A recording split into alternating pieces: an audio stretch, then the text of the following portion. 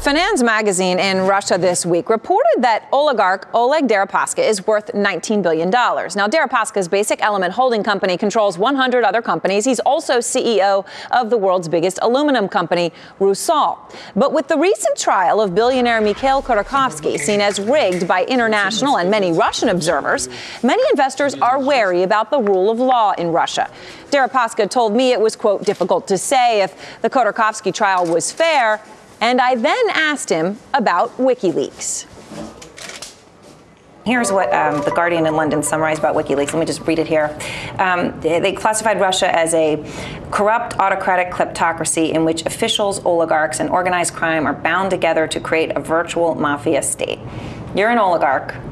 Is that description fair? I'm more on the industrial side. If you look how oligarch created, there was a group of businessmen who get a lot of asset for loans. It was mid-90s, and I wasn't part of that group. We developed all our companies based on assets which we acquired or built it. That's why it's slightly different. WikiLeaks actually showed the level of understanding of State Department to what's going on in not just in Russia. When I read a lot of reports from Middle East or from Africa, I was quite surprised. Just that they did what they didn't understand. Yeah, you can't find anything what you can find in internet, and where is this let's say. Yeah.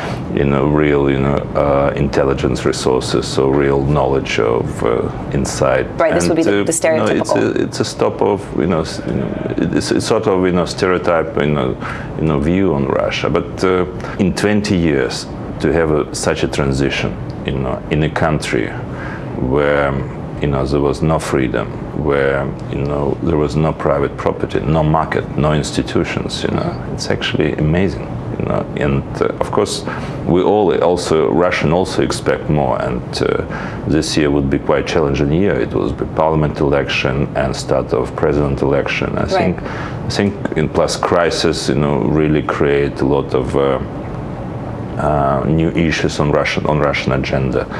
And I think Russia will go in the right direction, and we still have a lot of people who educated and motivated to do for Russia what they can. So what if you had to choose between Vladimir Putin and Dmitry Medvedev for president? Equal. Cast a vote for each. I guess you can only answer the question that way. Let me ask you, there was a story today, I don't know if you saw it, Finance magazine in Moscow came out with the wealthiest Russians, and you're on the list at $19 billion. That's what they have you on as number 4. Huge mistake. That's what I was going to ask you. Is the number right? Way below, below. It's very inaccurate. People try to value the asset, but there is a debt, there is a lot of obligation which you need to fulfill it.